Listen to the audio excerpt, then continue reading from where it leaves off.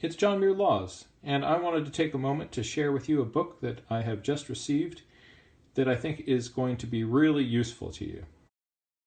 Hey everybody, it's John Muir Laws, and I wanted to take a moment to share with you a book that I have just received that I think is going to be really useful to you.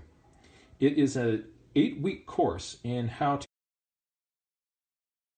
Hey everybody, it's John Muir Laws, and I wanted to take a moment to share with you a book that I have just received that I think is going to be really useful to you.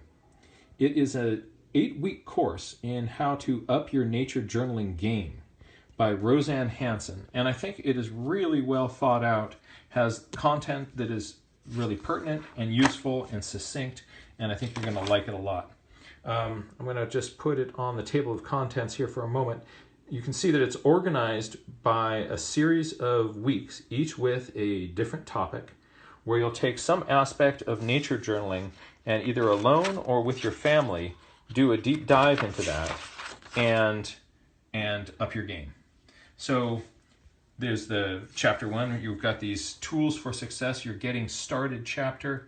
She helps introduce you to simple ideas and materials and approaches that will help you get started and get going right off the bat. She's got lots of examples of ways that different people in their own nature journaling have handled certain subjects. And what she's chosen to highlight and pull out, I think she's really hitting essential things. At the end of each week's chapter, there's a little review of what has gone on in that chapter, and she checks in with you to see how well you did. So she's going to hold your feet to the fire, make you accountable for the things that you're going to be doing. Goes on and builds on these skills in subsequent weeks. So with each week, she's introducing different skills, again with examples from her journals as well as the journals of a lot of different people.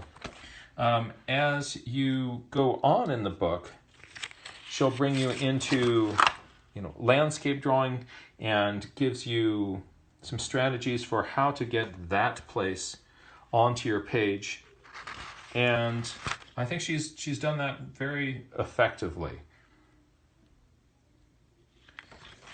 I like the way that she's chunking ideas. I like the decisions that she's made of what to emphasize and what not to. I'm going to flip towards the end of the book